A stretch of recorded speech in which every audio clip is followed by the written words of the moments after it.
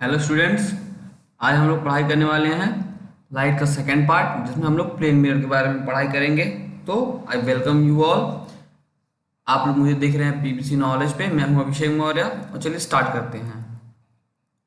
ये हमारा chapter light चल रहा है और ये उसका पार्ट नंबर सेकेंड है। जो भी बच्चे क्लास 10th में हैं या फिर कॉम्पिटेटिव एग्जाम्स दे रहे हैं वो इस वीडियो लेक्चर को देख सकते हैं। And once again I welcome you all. अगर आप लोगों ने अभी तक चैनल को सब्सक्राइब नहीं किया है तो जाकर के प्लीज चैनल को एक बार सब्सक्राइब कर लें और बेल आइकन को दबाना मत भूलिएगा। आज हम लोग पढ़ाई करने वाले हैं प्लेन मिरर के बारे में। ठीक है, आज पूरी की पूरी बातें करेंगे हम लोग सिर्फ और सिर्फ प्लेन मिरर के ऊपर। इनके बेसिस पे क्वेश्चंस को भी सॉल्व करेंगे। तो चलिए स्टार्ट करते हैं। सबसे पहली बात कि प्लेन मिरर से इमेज का फॉर्मेशन होता कैसे है। ठीक है, आखिर प्लेन मिरर से इमेज का फॉर्मेशन किस तरीके से होता है वो देखते हैं। तो एक बात आप लोग नोट डाउन कर लीजिए, इंपॉर्टेंट पॉइंट है कि प्लेन मिरर रियल ऑब्जेक्ट का, ठीक है, वर्चुअल इमेज बनाता है। ठीक है, और वर्चुअल ऑब्जेक्ट का रियल इमेज बनाता है। ठीक है, बात समझ में आ गई कि अगर हमारे पास कोई रियल ऑब्जेक्ट है, ठीक है, जो कि रियली में एग्जिस्ट कर रहा है, वो उसका वर्चुअल इमेज बनाएगा जो कि हम लोग स्क्रीन पे नहीं पा सकते हैं। और जो ऑब्जेक्ट रियलिटी में एग्जिस्ट कर ही नहीं रहा है वो सिर्फ वर्चुअल, मतलब एक हाइपोथेटिकल कंडीशन बना रहा है, उसका हमें रियल इमेज बनेगा। देखते हैं कैसे। ये हमारे पास एक प्लेन मिरर है। ठीक है, ये हमारे पास एक प्लेन मिरर है यहाँ पे, और यहाँ पे हमारे पास कोई एक ऑब्जेक्ट है। ठीक है, ये रियल ऑब्जेक्ट है। अब यहाँ से मल्टीपल रेज निकलेंगी। तो हम सपोज करते हैं कि दो लाइट रेज निकली, एक इधर से और एक इधर से। ठीक है, एक लाइट रे बिल्कुल इसके परपेंडिकुलर गई और परपेंडिकुलर ही वापस आ गई।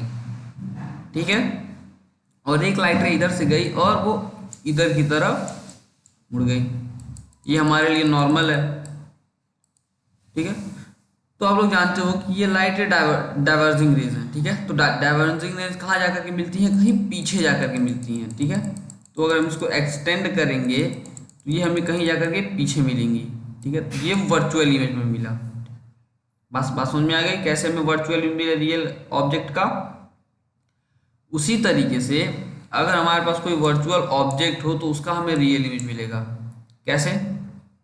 हमारे पास ये कोई वर्चुअल ऑब्जेक्ट है, यहां से दो लाइट रेज इधर की तरफ आई। ठीक है, और आफ्टर रिफ्लेक्शन वो इस तरीके से, मतलब वो अंदर की तरफ गई। ठीक है,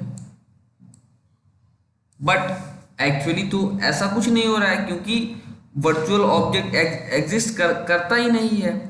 तो जो ऑब्जेक्ट है वो कहीं इधर है।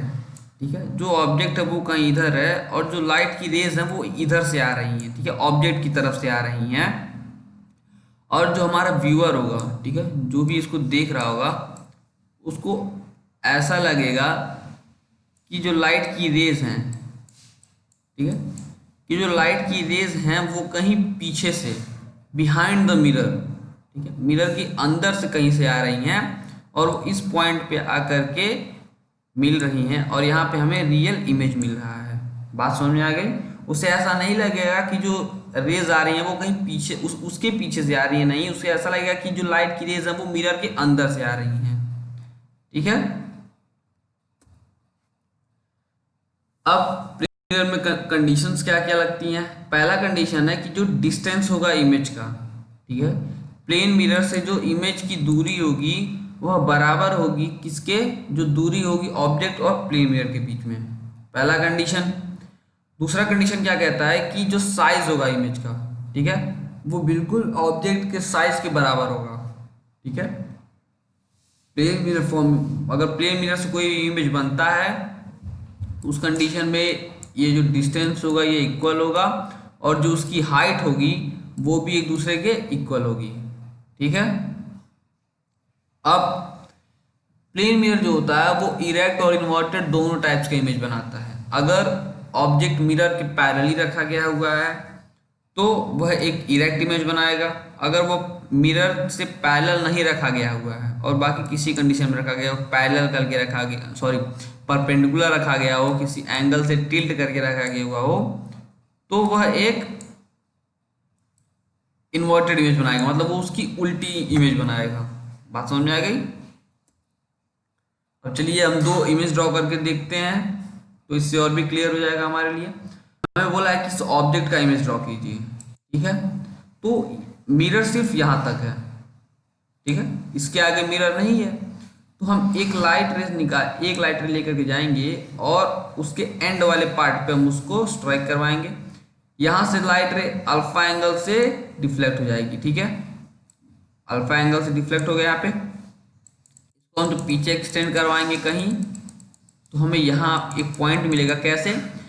अगर हम इस मिरर को एक्सटेंड करवाते हैं, ठीक है, अगर हम इस मिरर को पीछे लेकर के आते हैं तो जाहिर सी बात है एक लाइट रे इधर से आएगी और आफ्टर रिफ्लेक्शन वो पीछे चली जाएगी। बट यहाँ पे कोई मिरर नहीं है, तो ये लाइट रे एक्चुअली ही आ रही है इधर से और इस पॉइंट पे आकर के इंटरसेक्शन हो रहा है, तो यहाँ पे हमें इमेज मिलेगा। बात समझ में आ गई? इस कंडीशन में भी जो ऑब्जेक्ट की डिस्टेंस होगी वो इमेज के डिस्टेंस के बराबर होगी। नाउ अब हमें कोऑर्डिनेट्स पता करने हैं इमेज के। तो हमें दे रखा हुआ है कि ये 45 डिग्री पे इंक्लाइंड है, ऑब्जेक्ट यहाँ है, इमेज यहाँ है, ये डी डिस्टेंस और ये डी डिस्टेंस। तो अगर हम इसका कोऑर्डिनेट बनाएंगे तो एक्स एक्सिस पे 0, कोऑर्डिनेट इसी तरीके से लिखते हैं x comma y, x axis पे 0 और वाई एक्सिस पे कितना -t, क्योंकि ये हिस्सा हमारा प्लस एक्स होता है, ये हिस्सा हमारा माइनस एक्स होता है, ये हिस्सा हमारा प्लस वाई होता है और ये हिस्सा हमारा माइनस वाई होता है। तो माइनस वाई में कितना? -t। बात समझ में आ गई? अब देखते हैं लैटरल इन्वर्जन क्या होता है। तो अगर आप लोगों ने कभी देखा हो कि जो एम्बुलेंस होता है, तो एम्बुलेंस के ऊपर एम्बुलेंस उल्टा लिखा हुआ होता है, ठीक है। उल्टा इसलिए लिखा हुआ होता है ताकि अगर सामने से कोई भी व्यक्ति अपनी गाड़ी के शीशे में उसको देखे तो वो उसको सीधा दिखाई दे, ठीक है। इसी फिनोमिना को लैटरल इन्वर्जन बोलते हैं, ठीक है। वो लेफ्ट का राइट और राइट का लेफ्ट दिखाता है, इसी को लैटरल इन्वर्जन बोला जाता है। जैसे कि यहाँ पे एल सीधा है बट यहाँ पे एल हमें उल्टा दिखाई दे रहा है, मतलब कि लेफ्ट का राइट हो जाएगा और राइट का लेफ्ट हो जाएगा। अब एक क्वेश्चन है, बहुत ही इंटरेस्टिंग सा है। Which of the capital letters of each alphabet do not allow lateral inversion, ठीक है, या फिर do not show lateral inversion। Alphabets में कौन से ऐसे कैपिटल लेटर है जो कि lateral inversion शो नहीं करते हैं? तो ऐसे 11 लेटर्स हैं जो कि lateral inversion शो नहीं करते हैं। कौन कौन से? पहला है हमारा A, H, I, M, O, T, U, V, W, X and Y। तो इतने अल्फाबेट्स हैं जो कि lateral inversion शो नहीं करते हैं। अब हम लोग पढ़ेंगे deviation produced by plane mirror, कि प्लेन मिरर रिफ्लेक्टेड इमेज या फिर जो इमर्जेंट रे है उससे कितना ज़्यादा डेविएट हुआ है। ये हमारा इंसिडेंट रे है और ये हमारा रिफ्लेक्टेड रे है। तो रिफ्लेक्टेड रे इंसिडेंट रे से कितना ज़्यादा डेविएट हुआ है उसी को एंगल ऑफ डेविएशन बोलते हैं या फिर उसी को डेल्टा बोलते हैं, ठीक है। और डेल्टा को निकालेंगे कैसे? हमें पता है कि एक स्ट्रेट लाइन पे जो एंगल बनता है वो 180 डिग्री के बराबर होता है, ठीक है। So delta plus angle I plus I is equal to 180 degree, delta is equal to 180 minus 2i। ये दोनों एंगल आपस में बराबर होंगे क्योंकि angle I equal to angle R, तो हम दोनों को एंगल आई से डिनोट कर सकते हैं। बात समझ में आ गई? एक और कंडीशन, अगर इंसिडेंट रे प्लेन मिरर से अल्फा का एंगल बना रहा है तो जो डेविएशन होगा वो 2 अल्फा बनाएगा। कैसे? चलिए देखते हैं। हमें पता है कि अगर ये वाला एंगल अल्फा हुआ तो वर्टिकली अपोजिट एंगल से ये वाला एंगल भी अल्फा होगा, ठीक है। और ये दोनों एंगल आपस में बराबर हैं, ये एंगल आई तो ये एंगल आई, और अगर ये एंगल अल्फा हुआ तो जाहिर सी बात है ये वाला एंगल भी अल्फा ही होगा। बात समझ में आ गई? क्योंकि ये सभी के सभी एंगल्स एक दूसरे के इक्वल होंगे। अगर हम निकालना चाहें तो चलिए निकाल के देख लेते हैं कि ये दोनों एंगल आपस में इक्वल हुए कि नहीं हुए। तो ये हो जाएगा अल्फा, मैं इसको अच्छे से क्लियर करके देता हूँ।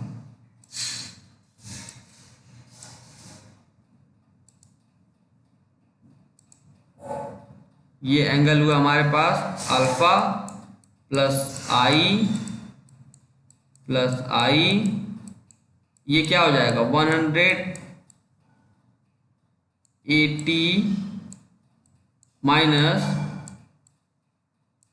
2i प्लस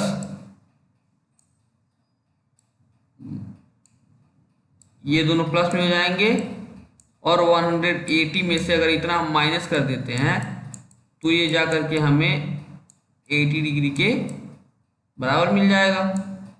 बात समझ में आ गई। अब चलिए देख लेते हैं। तो 2i से 2i ये वाला एंगल कैंसल आउट हो जाएगा, ठीक है। ये हो जाएगा हमारे पास 2 अल्फा, और 180 डिग्री 180 डिग्री भी कैंसल आउट हो जाएगा, ठीक है।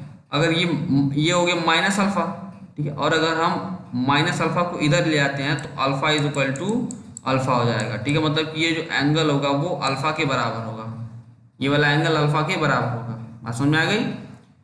अब देखते हैं कि अगर दो प्लेन मिरर को इंक्लाइन करके रखा गया है किसी एंगल थीटा से, तब कितने का डेविएशन प्रोड्यूस होता है। तो उस कंडीशन में डेविएशन होगा वो होगा delta is equal to 360 minus 2 theta. कैसे आया, ये हमारा पहला इंसिडेंट रे का एंगल है अल्फा 1 और ये अल्फा 1, ठीक है। तो डेविएशन हो गया हमारा डेल्टा 1। सेकेंड प्लेन मिरर के लिए ये वाला रे एक इंसिडेंट रे की तरह एक्ट करेगा, तो ये हमारे लिए रिफ्लेक्टेड रे हुआ, तो इसमें डेविएशन प्रोड्यूस हुआ डेल्टा 2, ये अल्फा 2 और ये अल्फा 2।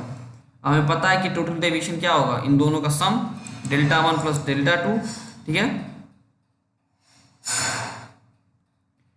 इसका मतलब कि डेल्टा 1 हमने यहाँ पे क्या निकाला था, 2 अल्फा निकाला था। तो इस कंडीशन में 2 अल्फा 1 प्लस 2 अल्फा 2, जो कि हमें क्या मिल गया 2 अल्फा 1 प्लस 2। अब इस ट्रायंगल में देखते हैं, तो इस ट्रायंगल का सम 180 डिग्री होगा, तीनों एंगल्स का सम।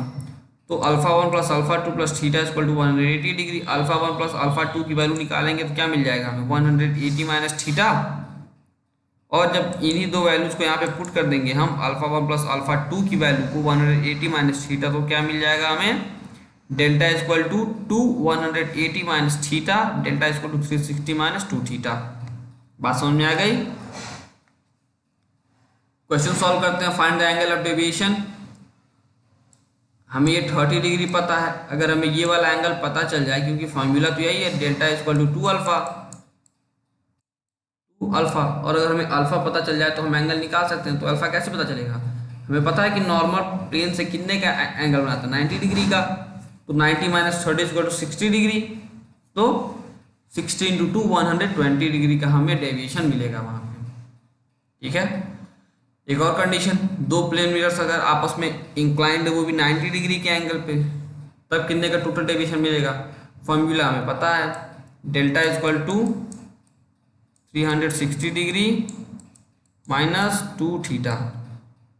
इस कंडीशन में अगर दो प्लेन मिरर आपस में इंक्लाइंड है तो इससे नहीं फर्क पड़ता कि इंसिडेंट रे कितने के एंगल से आ रहा है, ठीक है। वो कितने के भी एंगल से आए, हमें सिर्फ और सिर्फ थीटा से मतलब है। थीटा क्या है हमारा, जिस एंगल पे प्लेन मिरर इंक्लाइंड है उसी से हम पता कर सकते हैं कि एंगल और डेविएशन कितने डिग्री का होगा, ठीक है। तो आप लोग एक बात ध्यान रखिएगा कि इसमें कोई फर्क नहीं पड़ता है कि इंसिडेंट रे कितने एंगल से आ रहा है, 30 से आ रहा है, 60 से आ रहा है, 90 से आ रहा है, या कितने भी एंगल से वो आ रहा है, इससे हमें कोई भी फर्क नहीं पड़ने वाला है, ठीक है। हमें फर्क पड़ेगा सिर्फ और सिर्फ किससे, थीटा से। तो थीटा कितना 90 डिग्री, तो 360 माइनस 2 थीटा 180, और टोटल डेविएशन प्रोड्यूस होगा 180, मतलब कि वो एक दूसरे के एंटी पैरेलल होंगे, ठीक है। अब बात करते हैं रोटेशन ऑफ रिफ्लेक्टेड रेज की, ठीक है, कि अगर प्लेन मिरर को रोटेट कर दिया जाए तब क्या होता है। When incident ray is kept fixed and mirror is rotated bye angle theta, the reflected raise will be rotated bye 2 theta in the same direction. अगर इंसिडेंट रे को फिक्स रखा जाए और प्लेन मिरर को थीटा एंगल से rotate करा दिया जाए, तो जो रिफ्लेक्टेड रे जो फिर इमर्जेंट रे होगा वो 2 थीटा से रोटेट हो जाएगा। कैसे, इसको प्रूफ करके देख लेते हैं कि कैसे वो 2 थीटा से ही रोटेट होगा। तो ये हमारा एक्चुअली प्लेन मिरर था और इस पे ये वाला इंसिडेंट रे आया, ये इंसिडेंट रे हुआ और ये हमारा निकल गया रिफ्लेक्टेड रे, ठीक है, जो कि R1 है, रिफ्लेक्शन नंबर 1। इस कंडीशन में ये वाला एंगल अल्फा हुआ, ये वाला डेल्टा 1 हुआ। बात समझ में आ गई। और जब हमने इसको थीटा एंगल से रोटेट करा दिया, ठीक है, उस कंडीशन में हमारा रिफ्लेक्टेड रे ये वाला निकला, ठीक है, और ये इतना हो गया हमारा एंगल जो कि हमने रोटेट कराया है रिफ्लेक्टेड रे का, ठीक है। ये हो गया हमारा जो थीटा हम निकालेंगे यहाँ पे थीटा यार, ये एंगल ऑफ रोटेशन है, ठीक है। बात समझ में आएगी, ये एंगल ऑफ रोटेशन है, इतने एंगल से वो रोटेट हो गया और हमें यही निकालना है कि कितने एंगल से वो रोटेट हुआ है, ठीक है। इस कंडीशन में जो डेविएशन प्रोड्यूस होगा वो होगा डेल्टा टू, और अगर हम लोग डेल्टा टू निकालना चाहें तो डेल्टा टू हम कैसे निकाल सकते हैं? ये अल्फा, ये अल्फा और ये भी अल्फा। बात समझ में आ गई? हमारे पास दो अल्फा मिल गए और ये थीटा, तो ये वाला एंगल भी कितना हुआ? वर्टिकली अपोजिट एंगल से ये वाला एंगल भी थीटा होगा।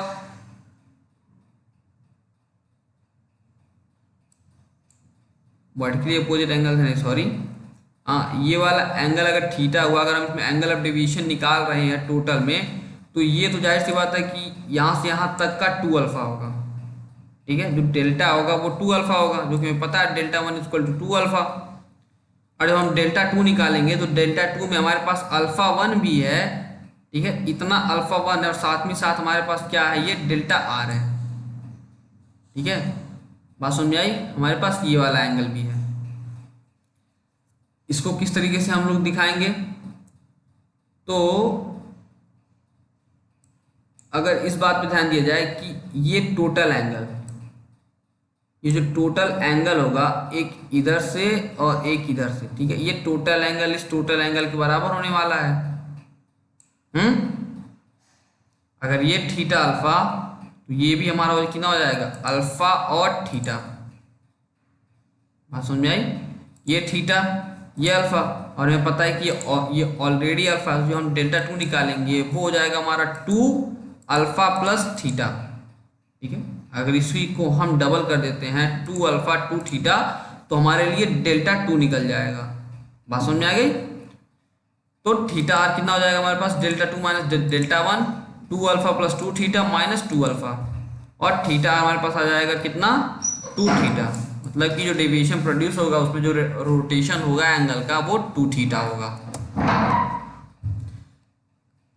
It's question time. Keeping the incident ray fixed, the mirror is rotated bye 8 degree, find the rotation of reflected raise. अगर मिरर को फिक्स रखा जाता है, सॉरी, मिरर को रोटेट किया जाता है कितने डिग्री से? 8 डिग्री से, तो रोटेशन ऑफ रिफ्लेक्टेड रे कितने का होगा? फॉर्मूला पता है, 2 थीटा होता है, तो 2 × 8 इक्वल टू 16 डिग्री। एक और क्वेश्चन में दिया हुआ है कि अगर इंसिडेंट रे को हम फिक्स रखते हैं, ठीक है, इंसिडेंट रे को फिक्स रखते हैं और M2 को, इस वाले मिरर को ऐसा रोटेट करें कि जो रिफ्लेक्टेड रे है आफ्टर फर्स्ट रिफ्लेक्शन, ठीक है, पहले रिफ्लेक्शन के बाद जो रिफ्लेक्टेड रे है वो M1 के हॉरिजेंटल हो जाए, ठीक है, M1 के बिल्कुल पैरेलल हो जाए। अगर ये हमारे पास पहला मिरर है M1, तो ये वाली जो रे है वो इसके पैरेलल हो जाए, ठीक है। तो हमें वो एंगल ऑफ डेविएशन देखना है, ठीक है, हमें एंगल ऑफ रोटेशन देखना है जिससे इस मिरर को हम उतने एंगल से अगर रोटेट कराते हैं, ठीक है, उतने एंगल से अगर रोटेट कराते हैं ताकि हमें ये जो रिफ्लेक्टेड रे है वो बिल्कुल इसके हॉरिजेंटल मिल जाए। तो कितना से हमें रोटेट कराना होगा? हमें फॉर्मूला पता है, that is theta R equal to कितना होता है? 2 थीटा होता है, और हमें ये थीटा पता करना है, ठीक है। और जो रिफ्लेक्टेड रे आया वो कितने डिग्री से रोटेट हुआ है? अगर रिफ्लेक्टेड रे हमारा इधर से जाएगा तो जाहिर सी बात है कि हमारा R1 ये होगा और ये हमारा R2 होगा, तो R1 R2 में कितने डिग्री का गैप है? 4 डिग्री का। बात समझ में आ गई? 4 डिग्री का ये 2 थीटा, और थीटा हमारा कितना हो जाएगा यहाँ से? 2 डिग्री। मतलब कि अगर हम मिरर को 2 डिग्री से रोटेट कराते हैं तब जाकर के हमारा जो इमर्जेंट रे या फिर रिफ्लेक्टेड रे होगा वो उसके पैरेलल या फिर हॉरिजेंटल हो जाएगा। बात समझ में आ गई? अब चलते हैं velocity, velocity of the image. पहला condition, when mirror is at rest, अगर मिरर को रेस्ट पे रखा जाए और ऑब्जेक्ट को मूव कराया जाए। अगर ऑब्जेक्ट मिरर की तरफ मूव करता है विद वेलोसिटी v, तो इमेज भी ऑब्जेक्ट की तरफ मूव करेगा विद वेलोसिटी v। अगर ऑब्जेक्ट मिरर से दूर जाता है v वेलोसिटी से, तो इमेज भी ऑब्जेक्ट से दूर जाएगा उतनी ही वेलोसिटी से। अगर हम ऑब्जेक्ट को ऊपर या नीचे लेकर के जाते हैं v वेलोसिटी से, तो इमेज भी उतनी ही वेलोसिटी से ऊपर या फिर नीचे आएगा। ठीक है,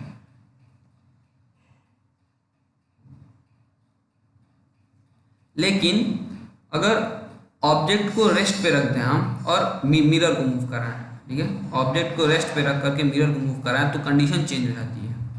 क्या कंडीशन चेंज होगा कि अगर मिरर को ऑब्जेक्ट से दूर लेकर के जाएं हम विद वेलोसिटी v, तो जो इमेज होगा वो उसकी दोगुनी वेलोसिटी से दूर जाएगा, 2v से दूर जाएगा।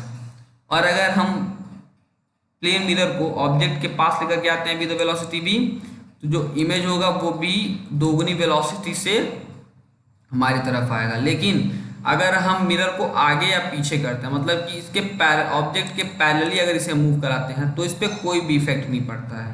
बात समझ में आ गई?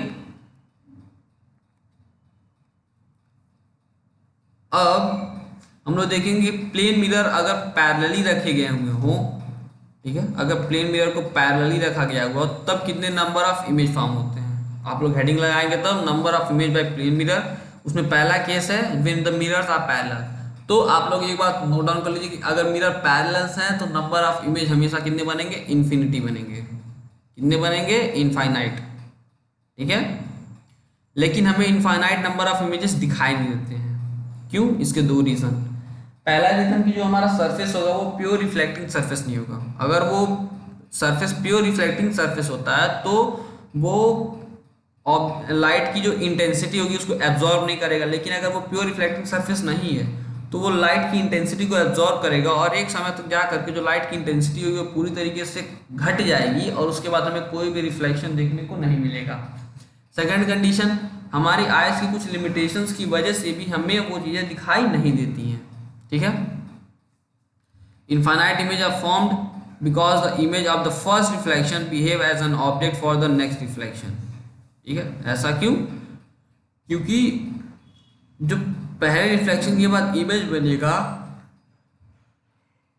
वो सेकेंड मिरर के लिए एक ऑब्जेक्ट की तरह एक्ट करेगा। ठीक है, एक क्वेश्चन पूछा है, इमेज फॉर्म हमारे पास प्लेन मिरर दिया गया हुआ है जो कि ऑब्जेक्ट रखा गया उन दोनों के बीच में 6 सेंटीमीटर पे और 2 सेंटीमीटर पे। ठीक है, तो पूछा है कि कितने सेंटीमीटर जो भी इसमें इमेज का फॉर्मेशन कहाँ कहाँ होगा। ठीक है, तो जाहिर सी बात है कि हमें इनफाइनाइट नंबर ऑफ इमेज देखने को मिलेंगे।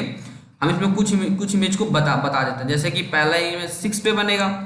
ठीक है, क्योंकि यहाँ से जो दूरी है वो 6 है और इसके लिए पहला इमेज 2 पे बनेगा। अब M2 के लिए अब ये वाला ऑब्जेक्ट हो गया तो कितनी दूरी पे प्रेजेंट है? 6, 2, 8, 2, 10। तो मतलब कि अब जो इमेज बनेगा वो 10 पे बनेगा। अब जब M1 फिर से रिफ्लेक्शन होगा तब ये कितने पे होगा? अब M1 के लिए ऑब्जेक्ट ये रहा 6 वाला, तो 6 6 12, 2 6 6 12 और ये 2 14। ठीक है,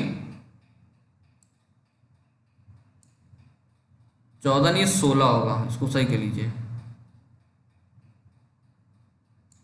ठीक है, क्योंकि ये 2 सेंटीमीटर, ये 2 सेंटीमीटर, 4 सेंटीमीटर वैसे ही हो गए और ये 6। ठीक है, और ये कितना हो गया? ये वाला 6। तो 6 6 12, 2 14, 2 16 सेंटीमीटर पे जा करके बनेगा। उसके बाद की भी काउंटिंग देख लेते हैं। फिर ये 10 से काउंट होने लगेगा, 10 6 16, 6 22, 2 24। ठीक है, उसके बाद इस तरीके से इमेज बनते चले जाएंगे। अब जो केस नंबर सेकेंड है वो क्या कहता है? When the angle between the mirror is theta degree. अगर मिरर को किसी एंगल थीटा से इंक्लाइन करके रखा जाए तब क्या होगा? तो उसमें 2 कंडीशन। पहला कंडीशन कि ऑब्जेक्ट सिमेट्रिकल रहना चाहिए। ठीक है, जो ऑब्जेक्ट का एंगल बनता है दोनों मिरर से वो बराबर रहना चाहिए। मतलब कि अगर थीटा पूरा एंगल है तो थीटा बाई 2 दोनों का एंगल रहना चाहिए। सेकंड कंडीशन क्या कहता है कि object is not located symmetrically. अगर ऑब्जेक्ट सिमेट्रिकल नहीं है तो क्या होगा कि जो थीटा एंगल है वो बराबर नहीं है दोनों में। पहले में θ1 बन जा रहा है, दूसरे में θ2।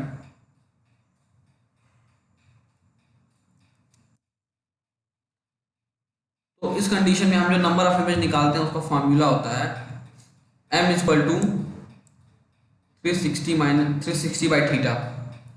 इससे हम पता करेंगे कितने नंबर ऑफ इमेज बन रहे हैं। तो अगर m इवन आता है, मतलब कि 2, 4, 6, 8, 10 इस कंडीशन में आता है, तो जो नंबर ऑफ इमेज होगा उसमें से हम, ठीक है, number of image equal to m-1, m की जो वैल्यू आएगी उसमें से एक हम माइनस कर देंगे, तब जाकर के हमें number of even number of image मिल जाएंगे, ठीक है। और अगर यहीं पे अगर m ऑड हो तो दो कंडीशन। पहला क्या कि ऑब्जेक्ट अगर सिमेट्रिकली रखा हुआ है तब भी हम सेम फॉर्मूला अप्लाई करेंगे, n इक्वल टू m-1। लेकिन अगर ऑब्जेक्ट सिमेट्रिकल नहीं है तो डायरेक्ट जो भी m की वैल्यू होगी उतना ही नंबर ऑफ इमेज फॉर्मेशन होगा, ठीक है। सी वाला कंडीशन इंपॉर्टेंट कंडीशन है कि अगर हमें नंबर ऑफ इमेज जब मिल रहा है, m की वैल्यू अगर मिल रही है हमें, वो इंटीजर नहीं है, ठीक है, वो पॉइंट में है, फ्रैक्शन में आ रहा है, ठीक है, डेसिमल में आ रहा है, तब क्या करेंगे तो हम उसकी नियरेस्ट वैल्यू बोलेंगे। जैसे कि 3.8 का नियरेस्ट वैल्यू कितना हो जाएगा 4, 3.1 का नियरेस्ट वैल्यू कितना हो जाएगा अप्रॉक्सीमेटली 4, या फिर हम 3 लिख सकते हैं इसको, ठीक है। उसी तरीके से 2.9 का 2 और 2.2 को 3 लिख सकते हैं। तो सही कर लीजिएगा आप लोग, और इसको 2। बात समझ में आ गई। चलिए कुछ क्वेश्चंस को सॉल्व कर लेते हैं। सबसे पहला क्वेश्चन क्या दिया है कि θ1 हमारे पास 60 डिग्री है और θ2 30 डिग्री है, और ओवरऑल थीटा कितना हुआ 60 + 30 90 डिग्री। m की वैल्यू कितनी आएगी 4, इवन नंबर पे आ रहा है, तो n equal to m-1, 4 - 1 3, number of image बनेंगे 3। इसको चेक कैसे करेंगे कि अगर इतने ही नंबर ऑफ इमेज बन रहे हैं सही है कि गलत। तो एक तरीका अप्लाई करेंगे हम लोग, यहाँ पे लिखेंगे m1, यहाँ पे लिखेंगे m2। मिरर पहले कंडीशन में इमेज किस एंगल पे बन रहा है 30 पे, और दूसरे में 60 पे, ठीक है। अब क्या करेंगे, जितना टोटल एंगल बनेगा दोनों मिरर का 90 डिग्री उसमें ऐड कर देंगे, ठीक है। 90 डिग्री इधर ऐड करेंगे, 90 डिग्री इधर ऐड करेंगे, 150 120। अब इन तीनों एंगल्स का सम देखेंगे हम लोग, 150 120 और 90। अगर इन एंगल्स का सम 360 आ रहा है तो इसका मतलब कि आखिरी में जाकर के इमेज कॉन्साइड कर जाएगा, और ये हमारा लास्ट वाला पार्ट होगा। हमें ये कैलकुलेशन तब तक करते जाना है जब तक आखिरी वाला पार्ट 360 डिग्री ना आ जाए। तो नंबर ऑफ इमेज 1 2 और ये वाला 3, नंबर ऑफ इमेज बनेंगे यहाँ पे 3। एक और क्वेश्चन, इस बार एंगल कितना बना 60 डिग्री का, ठीक है, एंगल कितना बना 60 डिग्री का। तो फिर इवन वैल्यू आएगी 360/60 = 6, n = m-1, 6 - 1 5। प्रूफ कर लेते हैं, m1 m2 पहला एंगल 20, दूसरा एंगल 40, 60 ऐड करेंगे क्योंकि जो मिरर के बीच का एंगल बना है वो 60 बना है, तो 60 40 100, 60 20 80, उसके बाद 80 40 ये 140 और ये 160, इन तीनों को ऐड करने मिला 360। आखिरी वाला इमेज कॉन्साइड करेगा, नंबर ऑफ इमेज 1 2 3 4 और ये 5, ठीक है। एक और क्वेश्चन, इस बार एंगल बन रहा है 30 का, इस बार वैल्यू मिली 12, ये भी इवन नंबर है, तो 12 - 1 11 इमेज बनेंगे।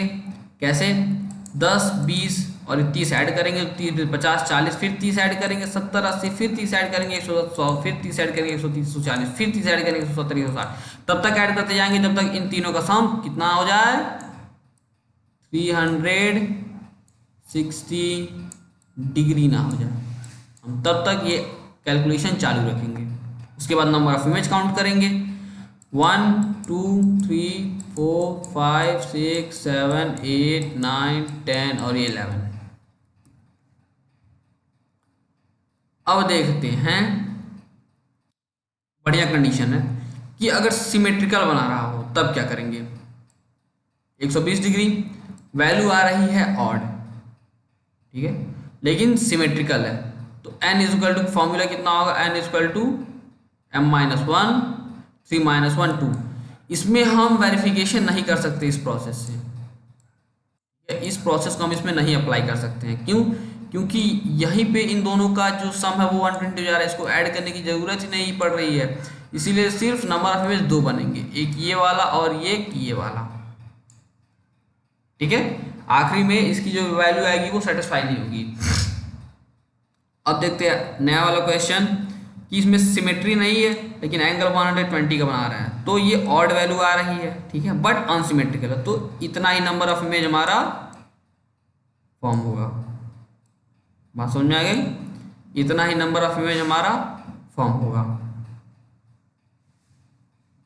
चलते हैं आगे। Find the number of images, उसी तरीके से 60 40 100 3.6, इसका नियरेस्ट लेंगे, कितना हो जाएगा 4। ठीक है, अब एक और कंडीशन 60 50 110 360/110 3.2, इसका नियरेस्ट लेंगे तो कितना आएगा 3, इसको सही कर लीजिएगा 3, और ये ऑड आएगा। ठीक है, नियरेस्ट वैल्यू में ऑड नंबर आएगा। एक आखिरी सवाल, उसके बाद हमारा ये टॉपिक खत्म हो जाएगा प्लेन मिरर का। और आखिरी सवाल है वो है, काफी इंटरेस्टिंग क्वेश्चन है कि एक रूम में अगर दो एडजेसेंट वॉल्स और सीलिंग, ठीक है, दो एडजेसेंट वॉल्स और एक सीलिंग प्लेन मिरर के बने हुए हैं, ठीक है, are fitted with plane mirrors, a person standing in the room, find total number of image. तो उस पर्सन के कितने नंबर ऑफ इमेज बनेंगे? अगर आप हाइपोथेटिकल सोचते हो तो आप बताओगे कि इनफाइनाइट नंबर ऑफ इमेज बनेंगे, नहीं, ऐसा नहीं होगा, कुछ लिमिटेड नंबर ऑफ इमेज ही बनेंगे। तो सबसे पहले पता है कि अगर वॉल्स वाली मिरर की बात की जाए, जो कि मिरर वॉल्स पे हैं, तो उनमें जो एंगल बन रहा है वो 90 डिग्री का बन रहा है। ठीक है, m की वैल्यू कितनी होगी 4, और एक इवन नंबर है, तो इवन नंबर में क्या करते हैं हम 4 - 1 = 3, जो इसमें नंबर ऑफ इमेज बनेगा वो बनेगा 3। अब जो सीलिंग पे मिरर है, ठीक है, उसके लिए 4 ऑब्जेक्ट्स हो जाएंगे। क्यों? पहला ये रहा, अगर हम 3D स्ट्रक्चर बनाने की कोशिश करें, ठीक है,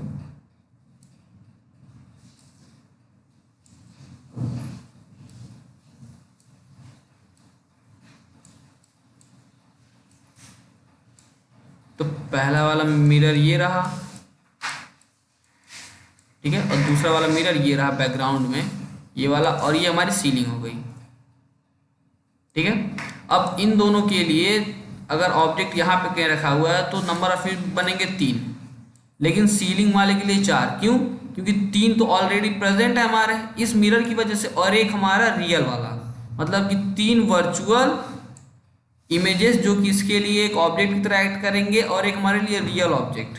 ठीक है, तो जो नंबर ऑफ इमेज बनेगा वो बनेगा 4। अब टोटल इमेज कितने होगा 3 + 4 = 7 इमेज, मतलब कि इस कंडीशन में हमें सिर्फ और सिर्फ 7 इमेज देखने को मिलेंगे। तो यहाँ पे प्लेन मिरर का पूरा कॉन्सेप्ट मैंने आपको समझा दिया है, हर एक टॉपिक को एक्सप्लेन कर दिया है, क्वेश्चंस भी प्रैक्टिस कर लिए हैं हमने। अब नेक्स्ट वीडियो लेक्चर में मिलेंगे, उसमें हम बात करेंगे स्फेरिकल मिरर के बारे में। ठीक है, तो उसमें हम कॉनकेव मिरर, कॉन्वेक्स मिरर के बारे में ढेर सारी बातचीत करेंगे, वो भी बिल्कुल डिटेल्ड में। तब तक के लिए पढ़ाई करते रहें। All the very best.